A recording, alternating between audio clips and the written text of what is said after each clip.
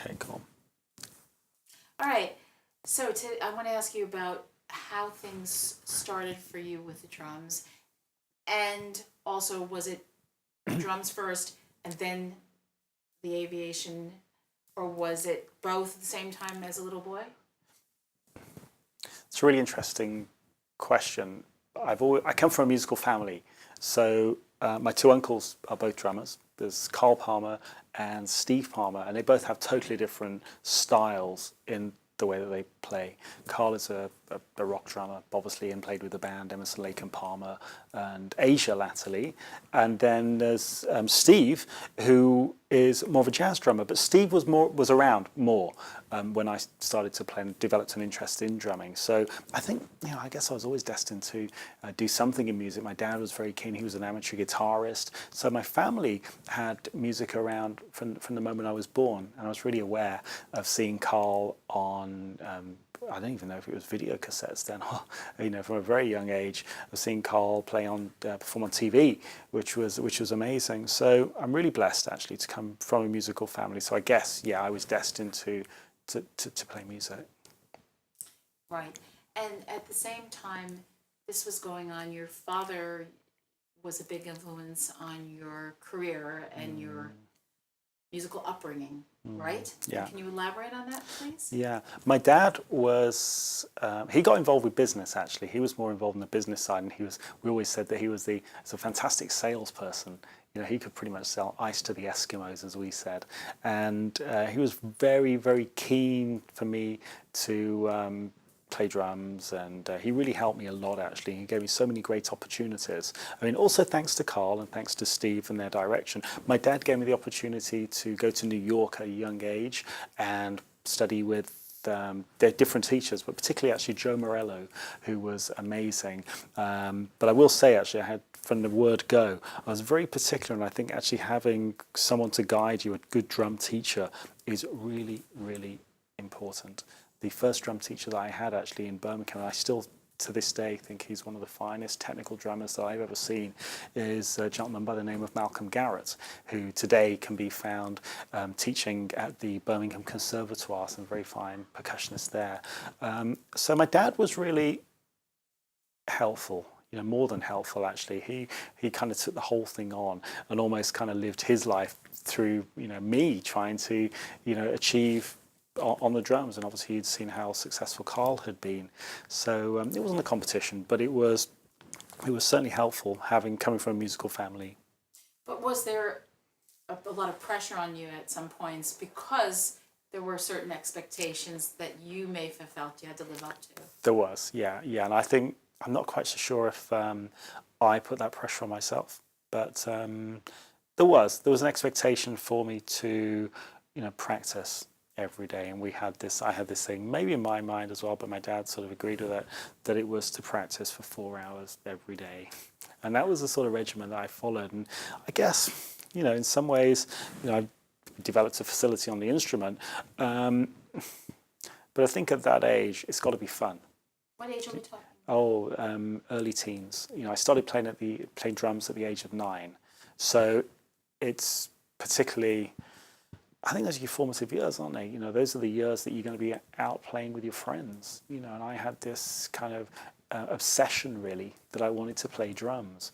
And, my parents were fantastic. My mother was really a common influence on the whole thing, actually. And she realized the importance of actually dividing my time a little bit more sensibly and not being totally obsessed with just playing drums. It really was an obsession, I think, at a young age. It was a real obsession. And at what point did your father recognize that it was time to send you to New York to study with the master?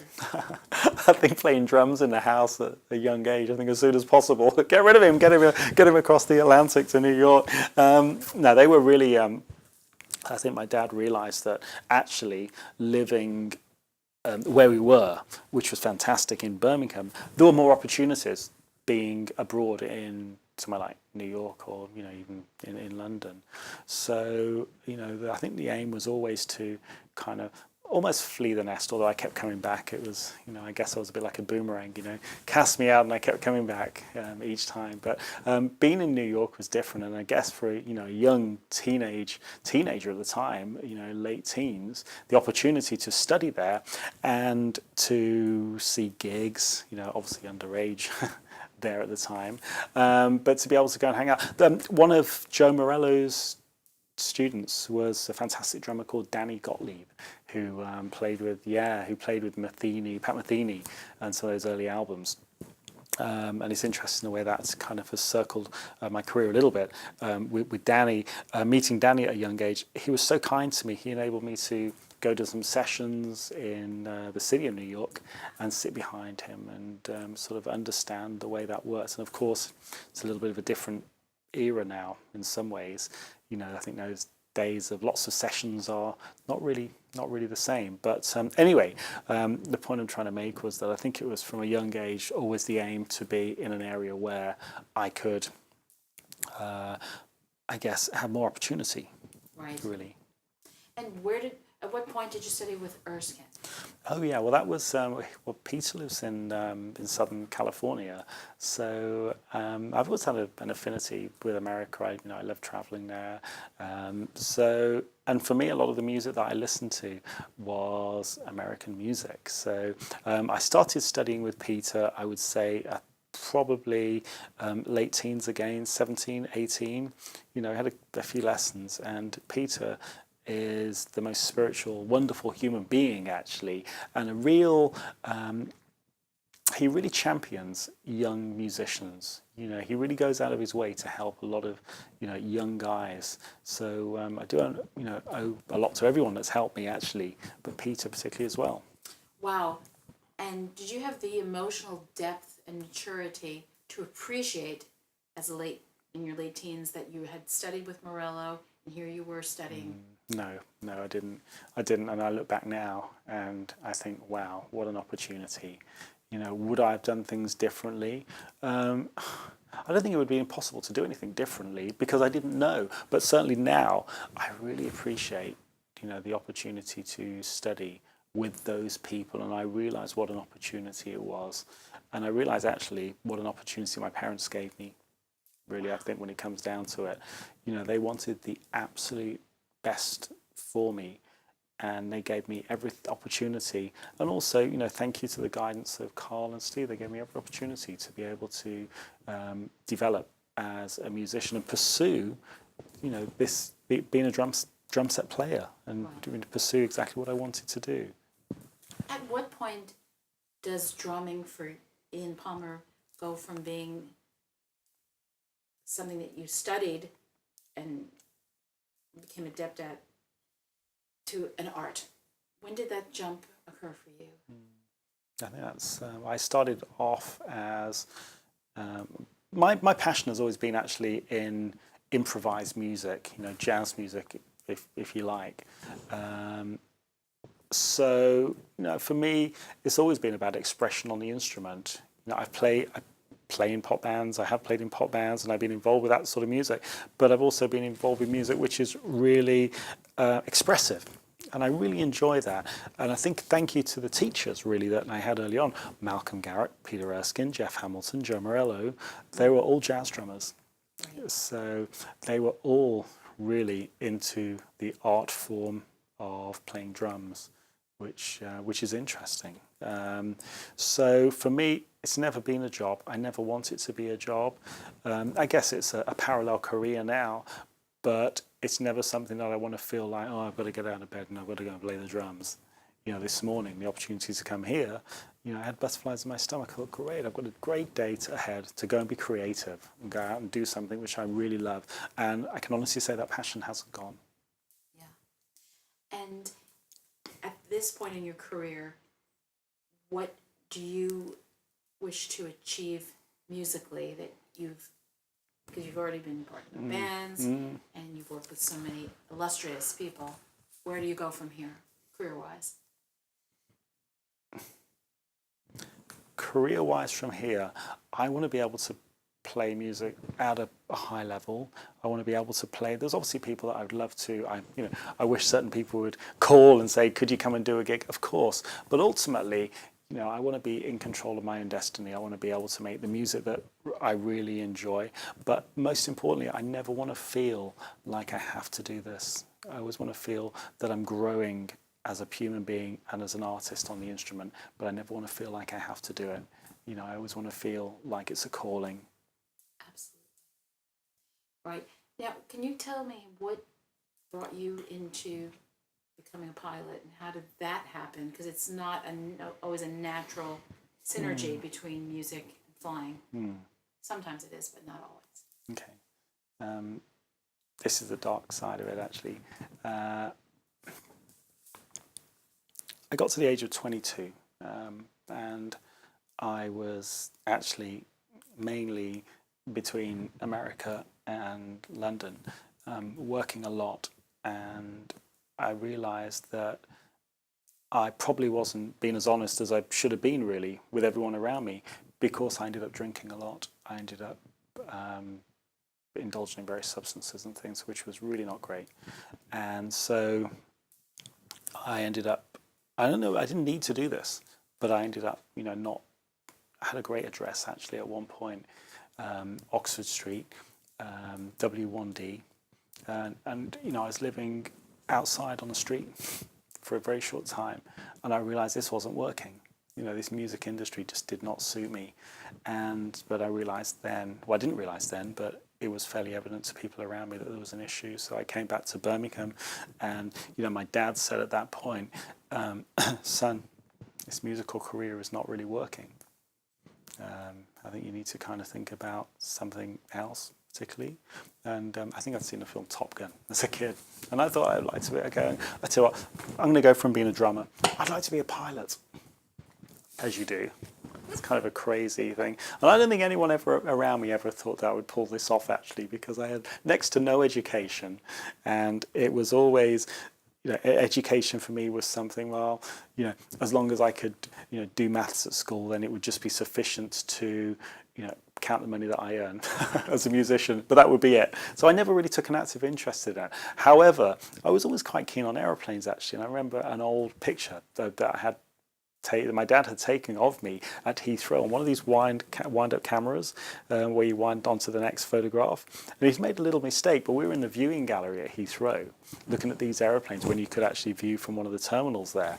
And my dad had taken a picture of me and had also superimposed another picture of a Virgin Atlantic aeroplane taking off on that same picture. And kind of how spooky, when you look 34 years on, that I'm sitting in a Virgin Atlantic aeroplane on the runway, getting ready to take off. So there was something in that, I think. I was interested in aeroplanes at a young age. But to answer the question, I, at the age of early 20s, realised that, music wasn't really working, and I had to do something else. And I realised now in certain areas, in certain circles, they referred to it as the geographical. I did a career geographical, in that I was running away from something, never truly realizing that the problem was between my ears. And doesn't matter where I go, that issue will always be there. And it's tough. That now when I look back, would I have done things differently again? Well, again, as I said earlier on, I don't think I could have ever done anything differently because I just didn't know. So I wasn't armed with any sort of information about a condition that maybe I was suffering with at the time, which now is known as a medical condition. So I never drink and do anything again. I live a totally different life now. So it's only now that I feel comfortable really to really get stuck into music again, because I really got my fingers burnt. I think that's the truth. Of course. At the age of 22. Circling back, I'd like to know, how did you go though from the idea, hey, I want to possibly pursue becoming a pilot, to doing it, because that's a huge commitment. Well, I'm really driven, that's for sure. But do you know what it is? I don't know if it's so much being driven as it is being uncomfortable. I'm always trying to find the next thing. I guess it's a personality trait that I can never just sit back and just try and do something half-heartedly. For me, a bit like my dad actually, it's all or nothing. It was the whole hog or it was nothing at all. My mum always complained, she said, you can never do anything by halves. It's either all or it is nothing. And I think sometimes that is not a good thing. But I had, there were 17 people on my course when I started to learn to fly. And again, my father helped me with that and financially. And 4 of us graduated. So, and these were quite clever people. So, but they didn't want it enough. You know, you really got to want to do it. So I'm blessed that I have a career that enables me to fly to places where music happens.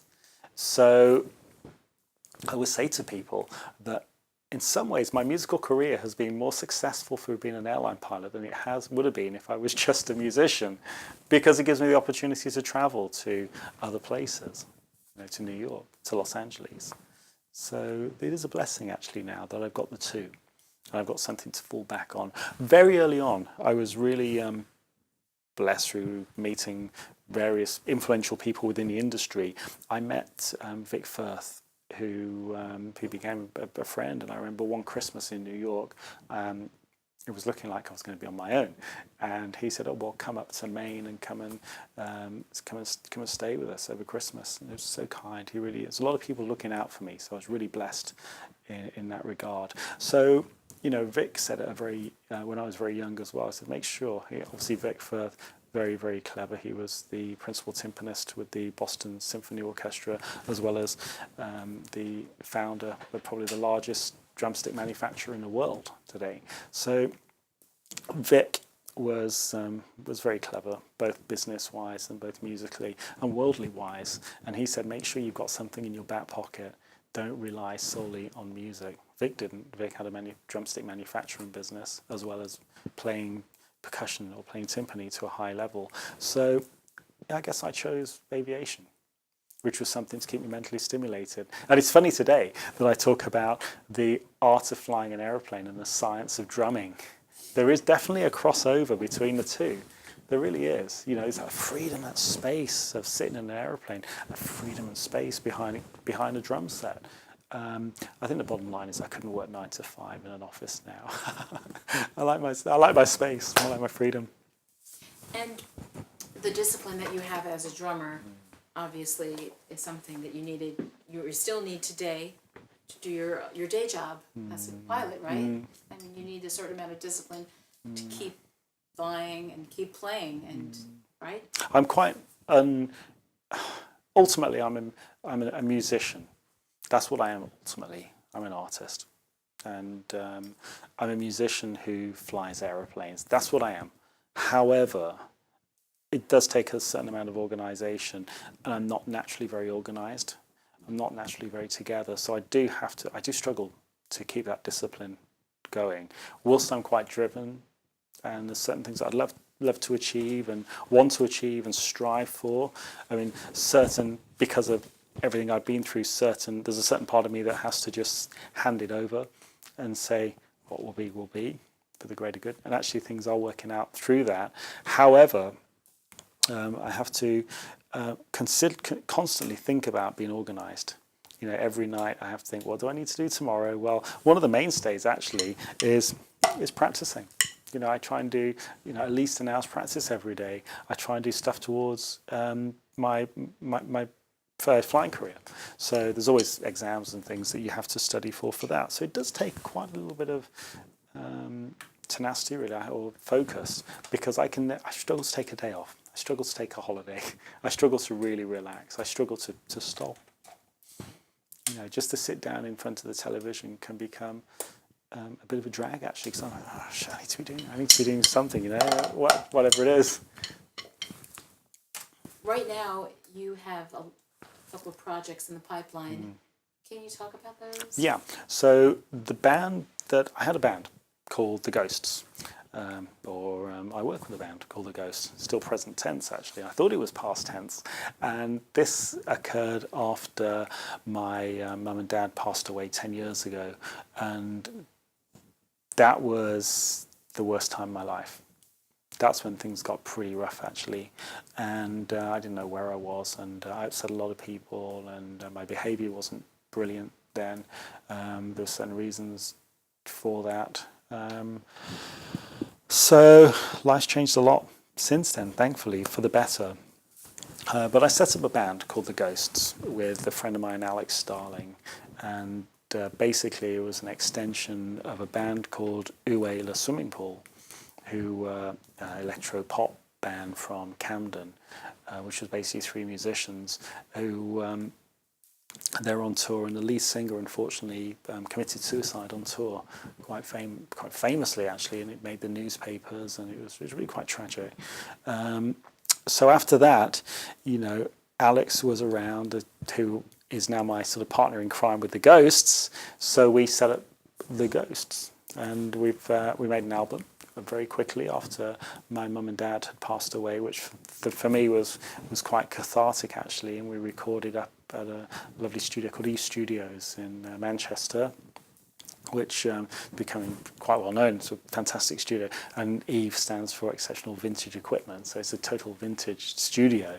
And we had just 2 weeks to make an album with a fantastic producer called Tim Bran, who produced London Grammar, worked with the Charlatans, worked with Paul McCartney, so worked with so many great people. And it was great just to make an album. And it did quite well. One of the singles got into the charts enough time, which was fantastic. But it was an awful lot of effort. It was really hard work, and you know, gradually things came back to normal. It was a very emotive time. So The Ghosts is ongoing, and in fact we recorded some music a little while ago now, which has now resurfaced and is going to end up being a new single, which is fantastic. So Alex and I now are looking to move forward, and The Ghosts is still ongoing. The other project is a band which at the moment I'm not quite sure what it's going to be called, probably The Pilots. We think is quite a nice name, but we'll see.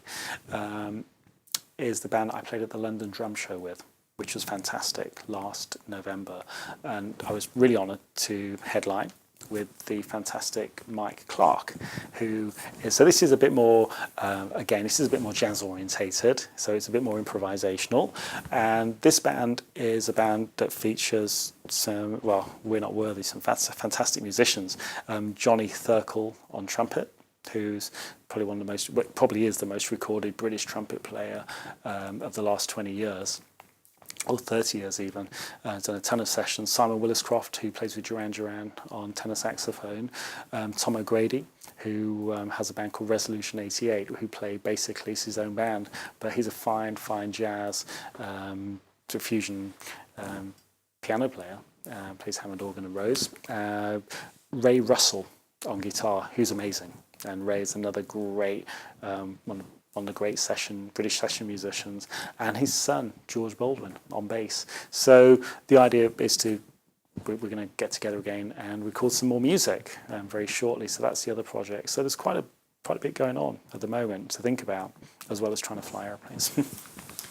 How would you get the balance between your day job of working for Virgin Airways and being the musician that you are and that you hope to be in future and even further? How do I get the balance? Well, that's really difficult, and this can be quite mentally disturbing actually, because you can end up flying a lot, and you can think, well, my musical career is suffering, or you can end up doing a lot of music as well as doing what is expected of me as an airline pilot, and you can feel quite tired. To say the least.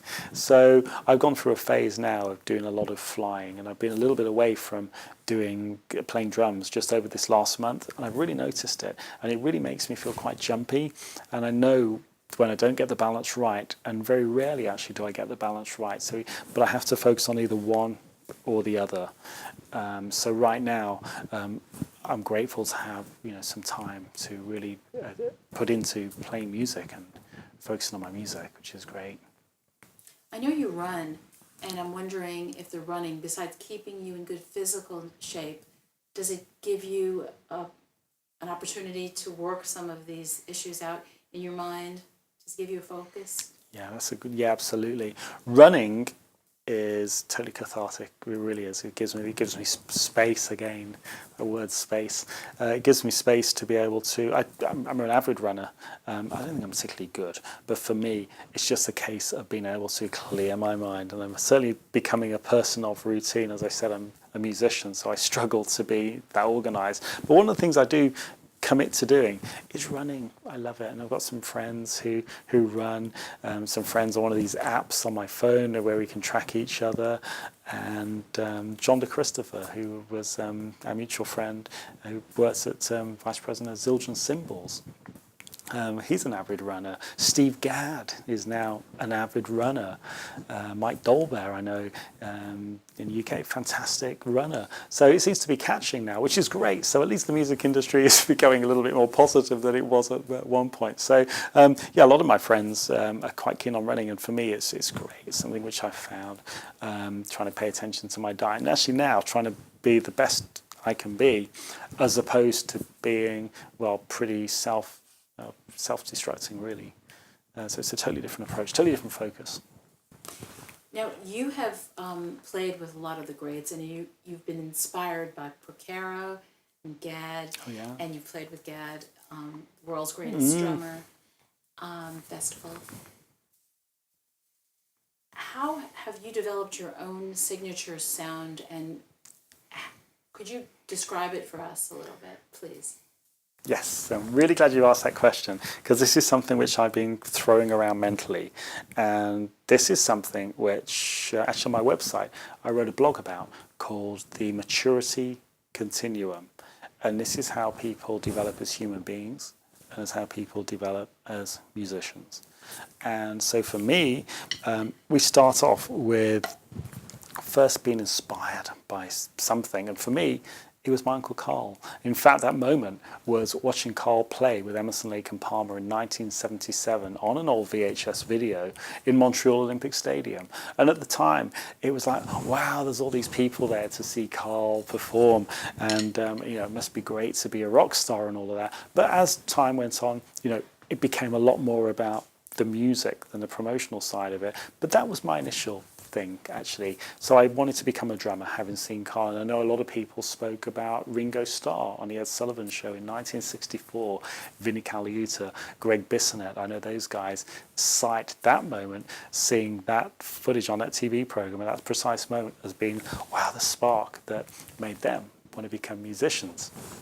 So that happens first of all. Secondly, the next thing, and that's a bit like, well, we're born, aren't we? We come onto it, we arrive on this planet. Secondly, we then start to use words, or we start to form words, or we start to learn the letters that form the words. So for me, it's the drum set rudiments. It's the 26 standard drum set rudiments, or Percussive Arts Society have expanded it to 40 now, I believe. But there's 26 letters in the alphabet. There was 26 standard rudiments. They were the letters. So they taught me then how to start to put words together on the instrument. Then we start to play the grooves, we start to play time, and now we start to become useful to other musicians. It's a bit like forming sentences. We can start to converse. I can start to talk to other musicians through playing a groove. And still, that's not enough. That's only part of the story. But then we carry on and we start to emulate, like teenagers, our favourite musicians. I went through a phase of wanting to sound just like Steve Gadd. I was using the Yamaha recording custom drums with the pinstripe heads and the beat-up cymbals with the gaffer tape all over them, and going for that really kind of studio sound from the 70s and 80s. Then I got into Dave Weckl, and I started to copy what Dave Weckl was doing with the 8-inch rack tom, the 10-inch rack tom, and developing that fusion style. So that was mimicking. And that's what we do as teenagers, really. We copy fashions. We copy, our favourite football players' fashions, or our favourite music. Well, maybe not so much musicians these days, but the kids follow certain fashions to do with TV celebrities. But that's where most people end. Actually, they have their favourite musicians, or they have their influences. They play rhythms with their bands, and that's where it ends. However, that extra something then is that horrible expression, that X factor really is developing your own sound on the instrument. And as we develop as human beings, eventually, nobody speaks in the same way that I do, the same way as no one speaks in the same way that you do. But we develop our sound on the instrument, and that really becomes, and then we develop maturity as musicians as well. We learn, well, it's okay to play certain things, but you may not want to play it every 4 bars because it could be kind of annoying. So you learn a bit of discretion. You learn what to say and when to say it, like human beings growing up. You learn when to close your mouth. You know when to say certain things, and you also learn how to say things for maximum effect. And it's the same on the instrument, as well as developing your own voice. So really, musicians develop as human beings. They follow the same pattern. I call it the maturity continuum. So eventually, as someone now that has been playing drums for 32 years, I'm still trying different things. There's a drummer that I really, he's great, and he's one of my favourite drummers actually, and he's a British drummer called Jeremy Stacey. And Jeremy's got an interesting take on it actually, and his background was, I believe, in acting, and his brother is a fantastic musician also, with a background in acting, and he was saying that a lot of guys, go to use the same drum layout, or they have to use this setup, and that's really their thing. Well, Jeremy's got an interesting take on it, in that he says, well, no, I use whatever is appropriate for the gig. So he may use, the drum set will never be the same twice, really, because he's, trying to, it will always inevitably be his stamp on it, because you can't be anything but yourself. But it will always be changing slightly to adapt to that musical situation. And I find that an interesting approach, because I've always kind of got mentally into this idea of having a one sound fits all. There's been drummers in history that have been very good at that. Steve Gadd has been able to bridge the gap between the pop to the jazz side of things and everything in between, and even the classical side of things to a certain extent. But he's always used the same drum layout and always used the same cymbals and always made that work, which I find that interesting, where you've got Jeremy who will use totally different equipment on every single different gig that he does, whether it's a jazz gig playing at the 606 in Chelsea, or whether it's playing with King Crimson or whoever, but he will use a different layout, or Sheryl Crow, or whatever the gig is. He will use a different setup, which I find that quite interesting. So there's endless colours to explore on this instrument, and that fascinates me. And so it's what makes me on the instrument.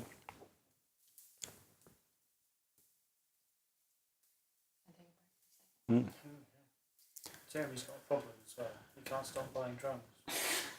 Do you know what? When I did that World's Greatest Drummer concert and he played, the idea was that Jeremy was going to drop his drum, get his driver to drop the drums around to my house, my parents' house as it was at the time. And it was about 10 years ago now. It was a really funny story, because actually someone did drop the drums around to my mum and dad's house, but they took every single drum out of his lockup and delivered it round to my mum and dad's house. So there was, kids. Yeah, it took up the whole of the ground floor. And my mum said, Ian, I think we've got a bit of a problem. I think Jeremy is using a very, very big drum set. Yeah, so they delivered every one of Jeremy's drums round to my mum and dad's house. He has 50 or 60. Yeah, he loves it. It's fantastic. Yeah, so and I thought, wow, it was quite funny. My mum and dad were like, whoa, I don't believe it. This cannot be happening. I heard he almost sold the drum kit, and the guy came and picked it up, right? Because he collects them, he never lets them go. He's got like an old Ludwig or something. It's in the back of the car. It's going back. It's going up the driveway away from his lockup. He comes running out to change his mind. Gave him the money back. He almost sold one. But never did. He's divorced if he was married. He's got no.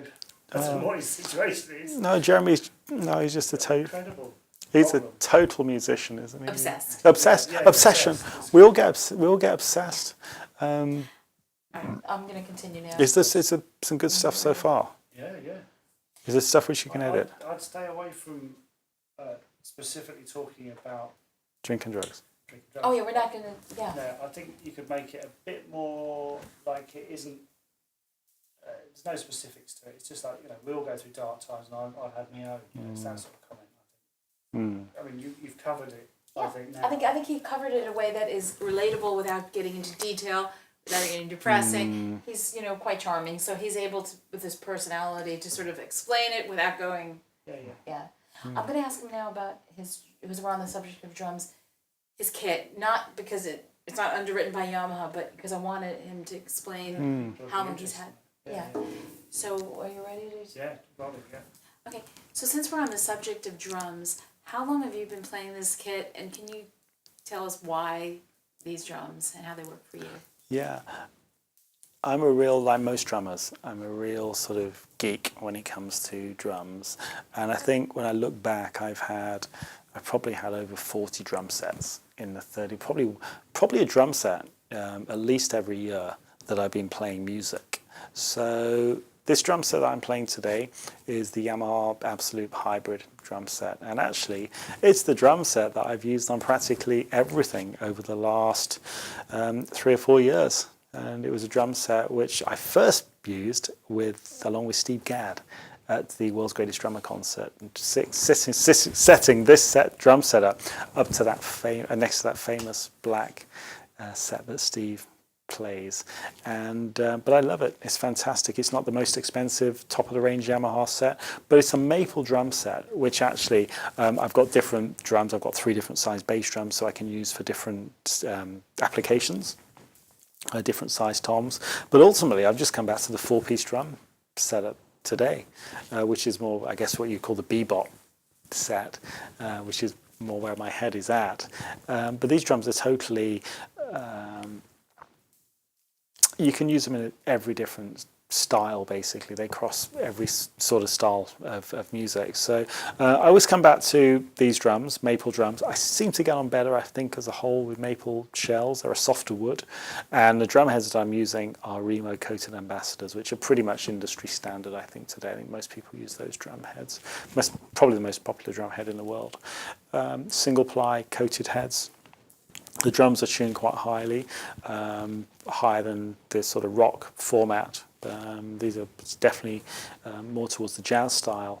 But an 18-inch bass drum, which is wide open, 14-inch floor tom, 12-inch by 8 rack tom, and the recording custom aluminium snare drum. So the combination works really well, but I have been editing down my equipment quite a lot recently. In fact, my friend Pete Cater said something very interesting. He said, well, I don't really want to use a big drum set because I actually haven't explored everything that I can do on this one yet. And I think that's really true, and I haven't explored everything I can do with these drums. This layout, actually, albeit a bigger bass drum and bigger toms, was the same layout that my drum teacher Joe Morello used with Dave Brubeck. And wow, if it's good enough for him, it kind of works for me, certainly today. So I have been editing everything back a little bit. The cymbals are Zildjian cymbals, and I'm coming from a jazz background. I love the old Ks, and these are the Kerepi range of cymbals, which are based on the very old Ks. The interesting thing about the old Ks is that everyone thinks, oh, old Ks, old Ks. And by the admission of the guys at Zildjian, not every one of those cymbals sounded that great. In fact, they weren't that consistent at all. So that's probably why they were more valuable, because when you found a good one, you really did find a good one. But these cymbals are really consistent. These are the new Kerepi cymbals, which is a 20-inch Kerepi with 3 rivets in it, a 22-inch Kerepi cymbal, and a 14-inch Kerepi hi-hats, which are, I really like them. I think they sound pretty cool. So, but I'll let you guys be the judge of that. Excuse me, is it not Kerope? You always said Kerope. Kerepi. You've Yeah. always said that, have you? Yeah. No one's ever said anything about that. No. Kerepi is the pronunciation. You sure? Yeah. 100%. I know people call it Kerope, but that's a British thing, I think. Okay. Maybe wrong. No. If you're 100% sure, then go with it. Because it'd be easy just to say it a different way. But if that's the way It's my pronunciation. you go for I it. like it. Do you have a preference for live playing or recording? And if not, what do either of those give you? Okay, that is a really good question. The difference between live and recording. So recording for me is a little bit, like being a surgeon. There's something quite specific about it that you know that every single thing you play is there for keeps. And in some ways, you have to be careful, because I think that can make you quite inhibited if it's in the wrong musical situation. So you perhaps don't express yourself in the way that you otherwise would. Whereas, so it's a very disciplined approach to playing.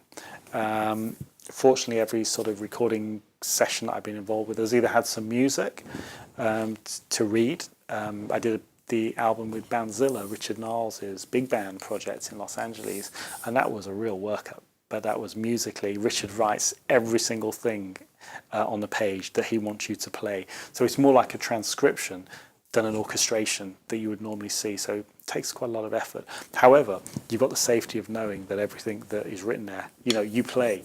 It leaves nothing to the imagination. So it's quite difficult, but it was quite nice. The live side of things is different, because you've got to be careful then that you don't overexpress yourself. You need to rein things in, because I've played things, certainly when I was a lot younger as well, I used to record everything, and I used to think it was feeling great on stage, but then you listen back and it sounded awful.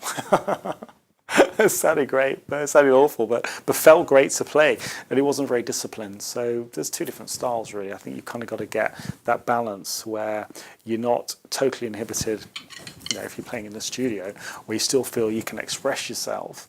And of course now with software and other things get edited and moved quite a lot, so you have to be careful with that as well, so it still sounds like you. But live, you've got to be careful then that things don't run away from you, and still things are under control. So there is definitely two different approaches if you're not careful, where I think it's always quite nice if you can have a consistent approach that is just you. And that's what I think a lot of the great drummers have. Speaking of the great drummers, if you could time travel, or just here and now, is there someone's gig that you'd say would be your dream gig? Yes. I'm basically a jazz drummer, but do you know one of the most beautiful gigs that I've ever seen? And I can call him a friend now, and I'm really blessed, was to watch Steve Gadd play with James Taylor. And it was just music. It was just music. The songs are like, oh my God. And the whole vibe. And the audience at this arena were just captivated. I know it's not a rock and roll gig. I know it has a different vibe to it. I know it's kind of laid back. But everyone was just like, wow, that musically is just awesome. And the great thing about it was just the economy and the musicianship. There was not one beat which was wasted. It was just everything was in its right place at the right time, and the way it all knitted together. And it was just a really lovely human, James Taylor was just a lovely human being, as is Steve Gadd, as is Jimmy Johnson and Mike Landau, and all the guys in that, Larry Goldings in that band. But it was just a really spiritual, beautiful event. And if there was a gig that I could do, I think that probably would be it for me. Just playing music. And I've seen a DVD, actually. I was a big fan of Carlos Vega, but I saw a DVD with Steve Jordan doing that gig, and he just played beautifully as well. But it was one of those gigs where it's happened occasionally on things I've been involved with, where you're playing, but you never feel like you need to play too much, because the vibe is just great, just simply playing the tunes, and it all locks in. And that's a beautiful feeling, I think, if you can get to that point. Do you listen to a lot of music? And if so, what kind is your preference? I think I come back to jazz music a lot of the time. I have to be careful. There's always this conflict, isn't there, between the musicians who write songs, and they've got this downer on these guys who are the session musicians. And I understand it, all the jazz musicians, the singer-songwriter guys don't understand the jazz guys, and the jazz guys don't understand the singer-songwriter guys. So I think that music, so what music do I listen to? Well, I try and have an appreciation of all types of music, actually, and I can kind of pick certain things out. Look at drummers like Vinnie Colaiuta playing with like Metallica, right, to Chick Corea, to Herbie Hancock, to everything in between. So that's the thing, is to have an appreciation of all sorts of music. As the great Dom Famularo said, what's the worst that's going to happen? Well, you're going to learn something, even if it's that you don't like that music particularly. So I go through phases of listening to certain drummers. I'm going through a phase at the moment of researching all the young New York drummers. Guy that I've really kind of gotten into recently, Marcus Gilmore, who's the grandson of the great Roy Haynes. And he's been doing Chick Corea's gig, playing in New York, in Manhattan. And there's kind of like a micro community of musicians there who are just fantastic. And that really inspires me. It's really expressive. So I've been really enjoying listening to that recently. I have to be careful not to keep going back to the same old records that I love. Very easy just to put on the same old record because I love, that Jeff Porcaro groove, or I love the Gadd groove, or I love the way Carlos Vega played on that album, which is fine. But I think it's important to keep exploring and trying to find something new. But I do have one slight reservation with everything as well, that my drum teacher, Malcolm Garrett, years ago said to me, there's nothing new under the sun.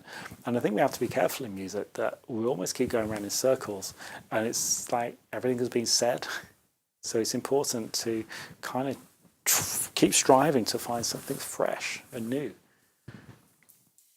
Do you wear ear protection? Because even though it's more jazz that you play, your ears can get... Well, that's a really good question, because that actually triggered quite an ordeal. I went for what we call the initial Class 1 medical to become a pilot when I was 24. And the doctors, when they did the audiogram to test my hearing, they realized that, well, I didn't know at the time, but I couldn't hear quite so well in my right ear. And I think it was 3,000 hertz at 30 decibels was about the maximum, which is just about the limit for being an airline pilot. And the doctors were very nice. They said, well, it's just on the limits, but if you're considering a long-term career as an airline pilot, you might want to just get it checked out. And so at the time, in answer to your question, I wasn't wearing any hearing protection whatsoever. So all that energy, particularly Chinese cymbals going straight into the right ear, was a lot of energy. And that was really not good. So I went to see an ear, nose and throat specialist on the recommendation of the Civil Aviation Authority here in the UK. And the ear, nose and throat specialist, well, he was like, oh, come on, you're a drummer. It's going to be noise-induced hearing loss. It's going to be down to the volume of the probably cymbals. He knew all about that, particularly cymbals with the high frequencies. He said, so why don't you, why don't you just be careful, wear earplugs, and I'm sure it will be fine. And something told me at the time, no, I really need to get this checked out. I'm really serious about this flying thing. It's something I need to have a break from music. I need to do something else. And so he said, well, let's do what? I'll send you for an MRI scan. It's going to be expensive, but I'll send you along there. And the MRI scan, I think at the time, was about £500, and this was almost 20 years ago. And a lot of money. And so I went back and told my parents and said to them, well, I think I'm going to go and do this MRI scan just to make sure. And everyone was like, why are you bothering to do that? It's going to be noise-induced hearing loss. So my parents said, okay, fine. So I went along there, did the MRI scan, and a week later, on a wet, I remember the Monday morning, it was a wet and windy Monday morning, and I saw the ear, nose and throat specialist again, and there was a totally different atmosphere. He said, oh, come in, take a seat. Would you like a cup of tea? A kind of biscuits? And said, right, well, the good news is that it is noise-induced hearing loss. So you do need to continue to wear earplugs. I would highly recommend that if you're going to play drums. But if you don't damage your hearing, if you don't expose yourself to any loud noise any further for any prolonged period of time, your hearing will not get any worse. It won't get any better, but it won't get any worse. So just be, for a long time at least. So be careful with that. I said, but the bad news is that right in the middle, the midbrain, what we call the third ventricle, top of the brainstem, just adjacent to an area of the brain called the cerebellum, in fact attached to the cerebellum, which is really by an area, most of the brain is duplicated into two parts. This is an area, there's only one of these, and it's called the pineal gland, and it's right close to, and it was basically a 20mm tumour that he said, I think you have in the third ventricle. So he was saying, I'm not a neurosurgeon, but I have a very good friend who is, so I'm going to refer you to him. I was like, whoa. And straight away you think cancer, you think this is not good. And my parents didn't come along with me. I was still, quite young, 20, 23, 24. So I went back and saw my parents, and I said, well, my hearing is fine. I said, great. I said, but they also said I've got a tumour in my brain. Of course, my parents were floored. I was really upset. And within 2 weeks, I was in hospital having this thing removed, and basically took 6 months off, getting my balance back and everything else. So eventually I got the medical and then went to flying school. The rest is history. But interestingly, 3 years ago, I was flying the aeroplane again, and we landed in Barbados. And as we touched down, the whole world went like this. Now I'm flying the aeroplane, and I pressed one of the rudder pedals because I could see 2 runways. And anyway, this wasn't great. This is quite scary. And the problem is if your hearing, your vestibular system or balance doesn't time with what you can hear, of course it causes motion sickness straight away. So we pull off the runway, and I was vomiting in a bag, or vomiting everywhere. It wasn't very pleasant. So they got the passengers off, and said, right, okay, we'll get the paramedic on board. And it turned out that the tumour had come back, or the growth had come back. It was basically a sebaceous cyst. But again, it was 20 millimetres. I got back to the UK, had the CAT scan, and said, yeah, we found this 20 millimetre. You're going to have to get it removed. So this was a second lot of surgery, and I thought, oh my God. So we spoke to the regulatory body for the Civil Aviation Authority, and they said, well, if nothing changes, you're going to have it removed if you want to continue flying. So we had more surgery. It's not cancerous, it's just basically had grown back. So he decompressed it basically the first time, just decompressed it, which is just lance it and put a hole in it, and it was better. But then this next time they resected it, so chopped out 30% of it. Still had to leave the other 60% in there because it's going to grow back again. So at some point in the future, it will grow back again. It's very slow growing. And looking at the, I can't even pronounce what it's called, but looking at the statistics with this tumour, I think there's only been about 5 or 6 of them ever recorded in the UK of a specific tumour in a specific place. So there's not really enough information to go on. So who knows what it's going to do. But however, it's certainly, if there's ever a reminder to live for the day, then that is it. Is that your life philosophy, to live now? Yep, absolutely. Carpe diem. Carpe diem, yeah. Well, today's the only thing I've got. What is it? So yesterday's history, tomorrow is a mystery, but today's the only thing we have. How are we doing on time? I could do Let's start to wind down. Starting. I must ask you this, and if there's anything you want me to ask you want to talk about, please say Have so. I answered the questions fully enough? Is there enough in there, James? Or? Certainly, yes. Yeah. In some ways, I can see that you've been super honest. I mean, where do you see this going? For general use, or is it? Some of it will be, but some of it will be. Because I wouldn't say I landed the aeroplane and I touched the right. No, I'm right. not putting that in that interview for if I goes to the Virgin magazines. No way, that'll panic some of them. I mean, sorry, it's interesting. I mean, it's very interesting. Is it for too us honest? To hear, For us to hear it. But no way does anyone on an aeroplane let No. Laura read that. No, I wouldn't put there that was in a the chance. interview I'm doing, but it's your discretion and if for the video. Yeah. I mean, I think we'll come back in the story where we came off the runway and the medics came on board. I was being sick everywhere. In fact, it was quite a mess. I mean, it goes into quite a lot of detail. Do you want me to re-answer that one, or have you got enough? No. Well, I don't see how you could.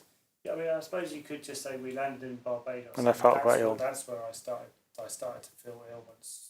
But then, someone who knows what actually happened would say, well, it didn't happen at the hotel afterwards. So it's that story might end up just being an aerial gland. It's a cyst. They've taken. It may come back. I mean, it'd be better to say it may come back.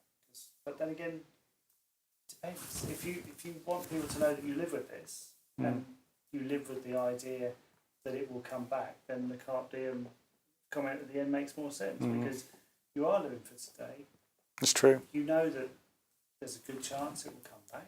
It's very rare in the UK. You've said all these things. I mean, it does tell that story. I think there's quite a bit that we could take out Sure. to make it a little bit groovier for certain things. Yeah. But it's just you, Ian. You're just very honest. I mean, there's no No filter. there is no filter because as you say, you're very lucky. You're talented at two things. You've got a day job which affords the lifestyle and allows you to continue what you thought your career was going to be. It's not a sad story. It's just this is how you've made it work, and I think that's what you've got out of this interview. I think it's good. Thanks. I'm glad he's here. Yeah, well, this is the great thing with James being able to. He's paying attention too. He's not thinking about what he's going to do tomorrow. There's too much honesty, do you think, at the moment? Ian, I went through you going through that surgery. Things that I know about your head. We were doing a blog. That's possibly because Ian thought you might not come out the other end. He wanted to leave something, and that was quite a time. So I do know what you went through. In which case, compared to that, no, you're hitting it on point here. Okay, there's enough to work with anyway. That's the thing. Absolutely. Cool. I think what Terry's got out of you is the musicality. She keeps going back to the big names, which I think is definitely the way to go with this. It's just to say, look, I'm a jazz player. I played in a pop band, but because I had this great start, I can play with big boys. And I'm glad you've mentioned Richard Miles and big bands and stuff like that. You keep going back to the world's greatest drummer, which is lovely. I keep coming back to Steve Gadd. So I think, it's got to keep coming back to the fact that you're a professional musician. Right. So I'm trying to appeal both sides. And absolutely. Because this is mental. Like when I first met him, or a couple times, met him, he said, "Oh, but so and so flies." But they're not drummers. I mean, Bruce Dickinson is like a big name, but he's not a drummer, and this is so unique. So I'm trying to get a balance here, and it's so you don't want him to come. He's not at all morose at all. No, No, absolutely not. No. Well, I'm going to ask. We'd like to ask him next, which I'm going to tell him now before I ask him the question about. You've been through so much, and then if you want to, are we recording still? Yeah. Okay. You've been through so much in your life at 40 years old. Is there anything that scares you?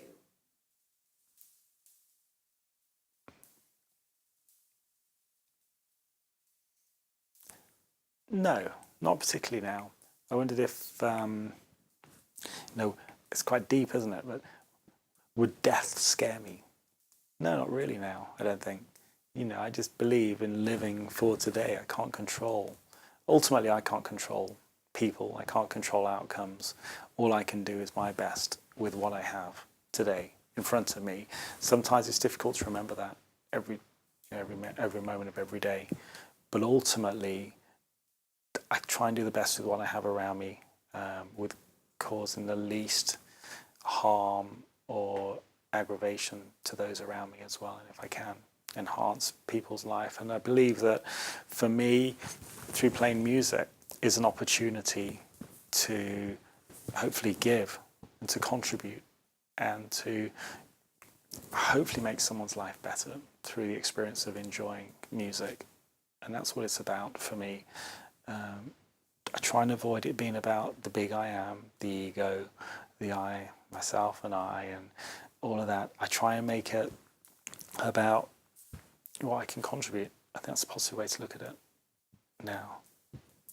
Can I ask you, but you'll have to look at Terry. Yeah. So, being a bit of a control freak and knowing that you are, and not being able to alter other people, you're a jazz musician who improvises. When talking about jumping off a cliff, the band's going at full pelt. You're listening to what everyone else is doing, and you're about to say something with your instrument yourself. That is the opposite of control. Should I ask him? Yeah.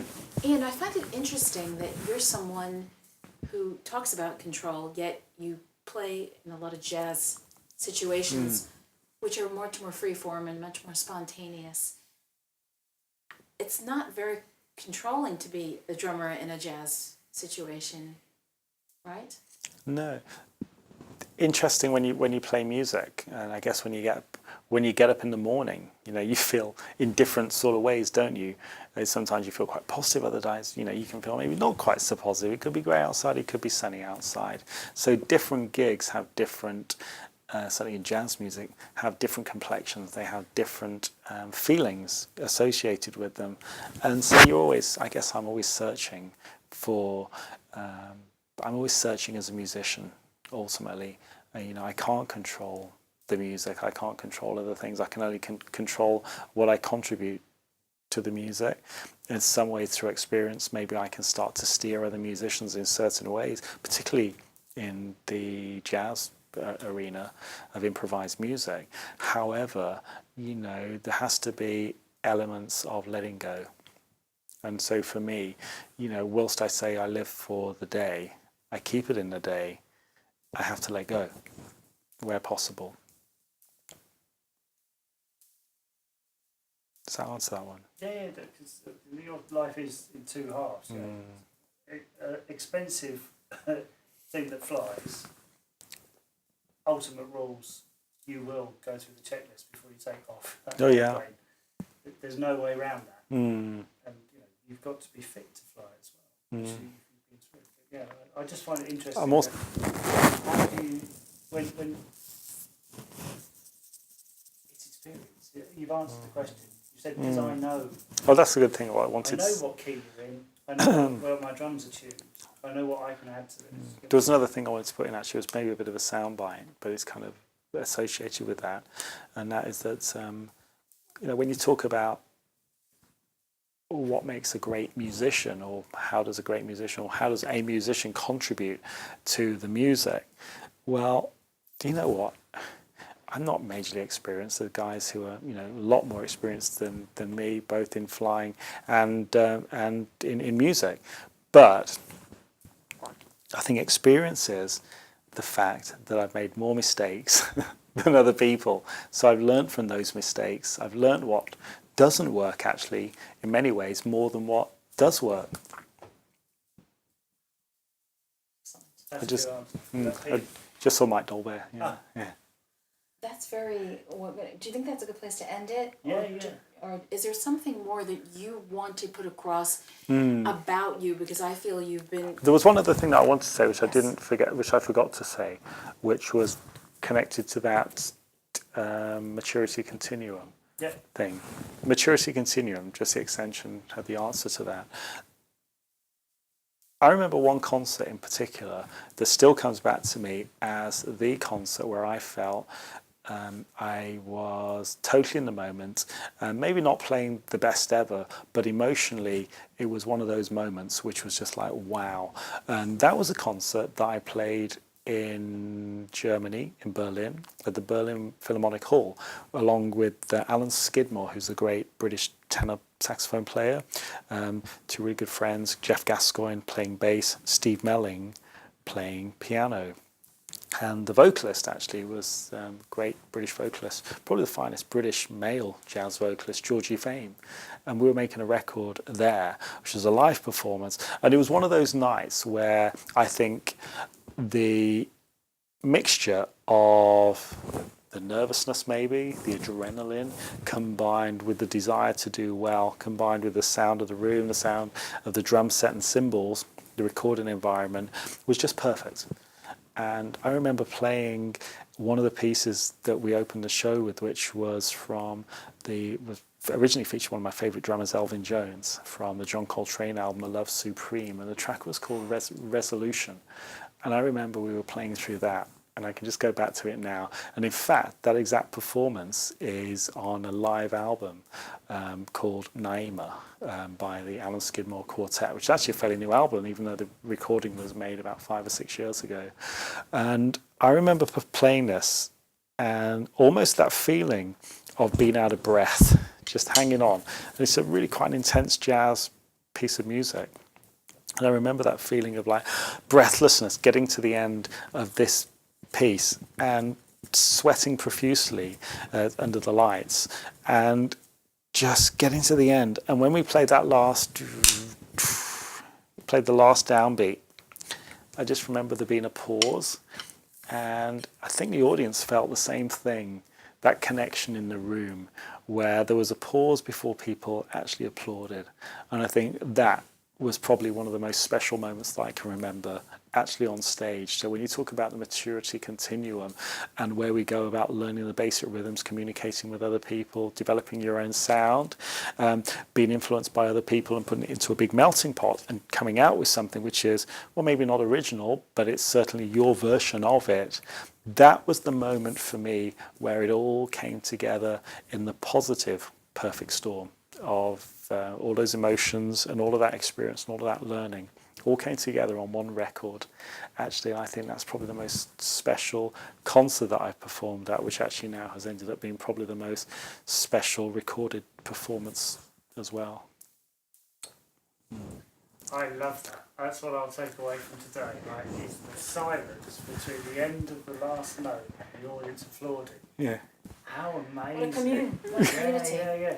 So everyone just breathes out and goes, or breathes in. Yeah. Then just goes, what That did I just rarely see? happens. Amazing. I know a lot of live I'm gigs. so glad we got this on camera. That's Yeah, brilliant. yeah, that was a moment. I was going to ask you for a highlight, but that sounds like it was it. That was Right? yeah. But the great thing was that was a live performance that ended up being a recorded performance as well. So at least it's there. Yeah. Brilliant. I love it. I think, did we cover Yeah, everything? I think so. I want to ask, is there something that you'd like to discuss that I could prompt you or not? No, I was just going to say that a couple of things that obviously I'm probably so open as well because I totally trust James. That's the thing, because I know that James is He's going to discretionary. tell you exactly what he thinks. Yeah. But also, so I can be. I wouldn't never ever say any of that stuff if it was just for someone I didn't know. So it's just the honesty. But also, I didn't want to feel like I was knocking my dad. Didn't come across how I did it. At all. We've talked about your dad, and I thought you were going to. That's when I asked you in the early stage of this interview I felt like about the pressure I and didn't the want- expectation, and you did not. You didn't shade anyone in any way. I didn't want it to you come made across like possible. that Tiger Woods thing where his dad was forcing him to. It wasn't like that. No, totally not. It was a bit like that actually, but I didn't want to make it like that. No. You've said they gave me all the opportunities I could possibly want. They got me the best teachers. You said something about your dad where he wasn't impressed, or was that a conversation we had before Terry turned up about business? I think before. Yeah. Do you know what I found interesting? That if we were doing just a print interview, I would have touched on this. I found it very interesting, and it really struck me in my heart when you said the worst period of your life was when you lost your parents. Not living rough, which we didn't really get too into it, because you don't look like somebody who ever lived rough. I mean, he speaks beautifully, well spoken, and everything. I thought that was very telling. That was the hardest thing you've ever lived with, losing them. It is. And we know that no parent is perfect. No. I mean, your mother sounds like There she was- was pretty close, though. But there was two things that were going on with my parents actually. Is it still recording now? It is. Do you want me to switch it off? No, I was going to record this anyway. Okay. There was two things that were going on with my parents which were really interesting. That my dad was the eternal salesperson, and my mum, they set the business up together. And it was like that. The relationship with me was very, not a business-like relationship, but the similarity was in that my dad was very good at getting the orders for the business. Then it was my mum's job to fulfill and try and work out how they could fulfill the orders in the early days with the business that they were running.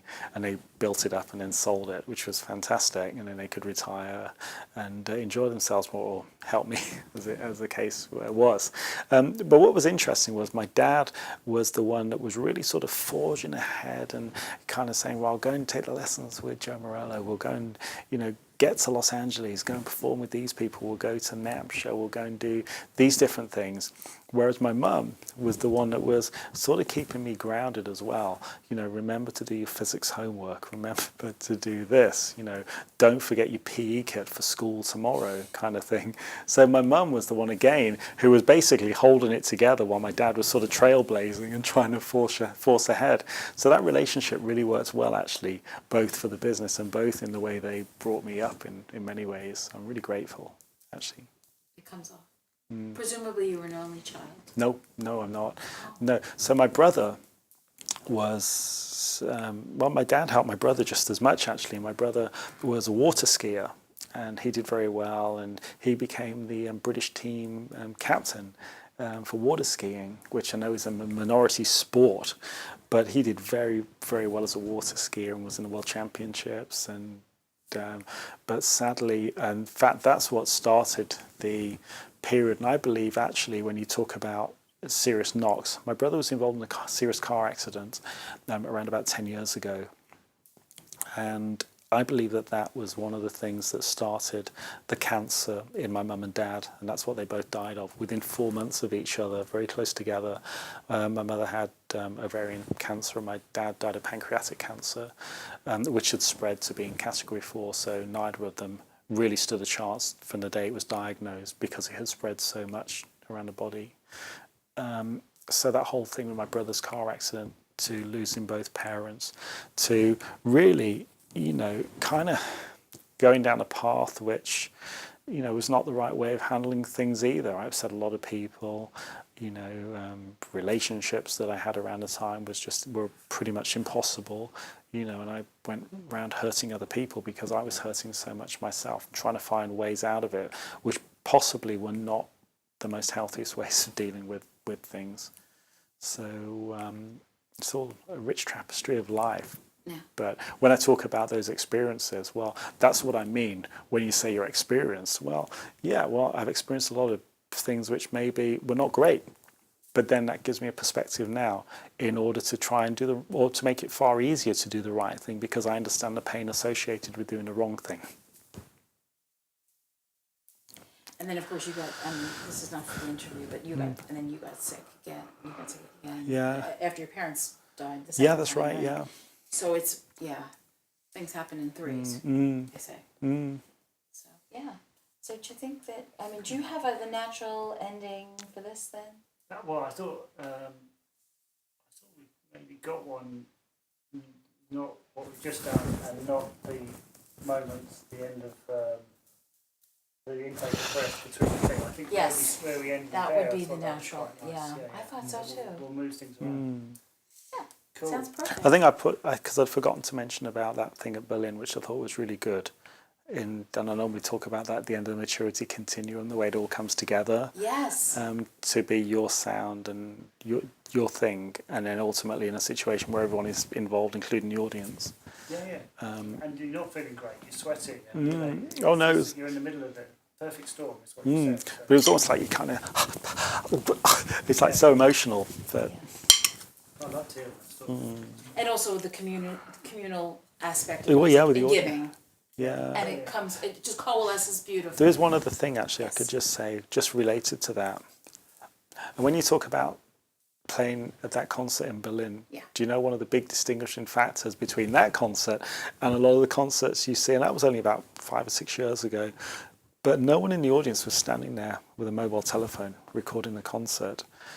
You know, the reason that there was a pause after we had finished is because they were totally living that moment with us, not recording the concert, but totally immersed in the moment. And I think we're in danger of losing that these days. You know, I've seen people at concerts going to concerts to see bands they don't even like so that they can take a video of it, put it on Instagram or Facebook just to say they were there. You know, it's just kind of nuts, really. It's great.